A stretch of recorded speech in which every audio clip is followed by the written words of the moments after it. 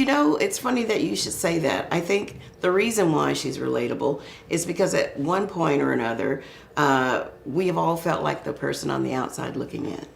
All of us. And that's why she feels relatable. All the gruesome stuff that she does isn't relatable to who we are as people. But that person wanting to be loved, wanting to be the center of attention, just wanting to be a part of the party, the life of the party for once. I think that's relatable. So no, you're not. I think you become an adult when you realize you don't have to fit in. You become an adult when you realize, and usually that doesn't happen until you're like 30, when you stop thinking about how other people perceive you and living in your own skin.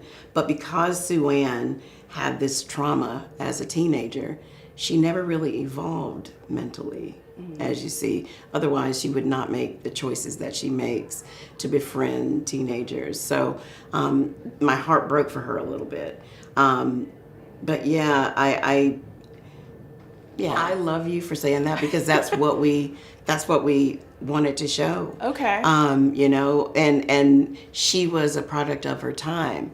And during her time, the Facts of Life and Dorothy Hamill and all those women, that was the fashion for her.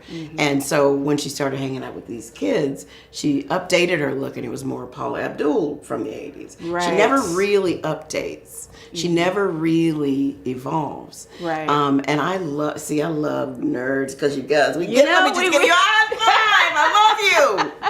We look at things like that. I do too. So do I. In character development, that's one of the things that I wanted. Well, I was a big fan of the book, am a big fan of the book.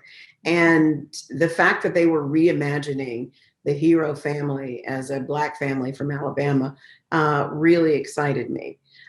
There was a lot of diversity behind the scenes. You had Alfonso Cuarón, Guillermo del Toro, Kenya Barris, and Bob Z in the producing and writing arena. And then they were looking at Grandma to be, a Black woman.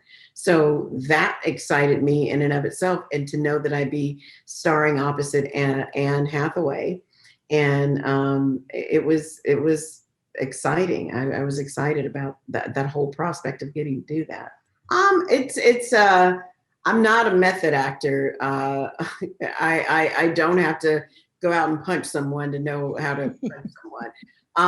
It's just a part of the training that I had. And I think the most important thing that I've learned about preparing for a character is no matter what the character or who the character is, if she's a killer like Ma, you still have to, you can't judge that character.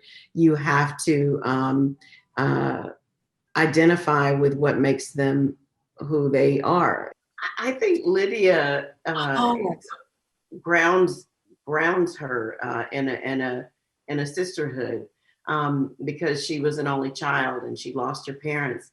And to have someone speak up for you at an early age in those formative years, it definitely gives you wings to be able to go through life and understanding that you have a role that you have to play. You also have to be the voice for someone else who's voiceless. So I think Lydia provides that for Emily.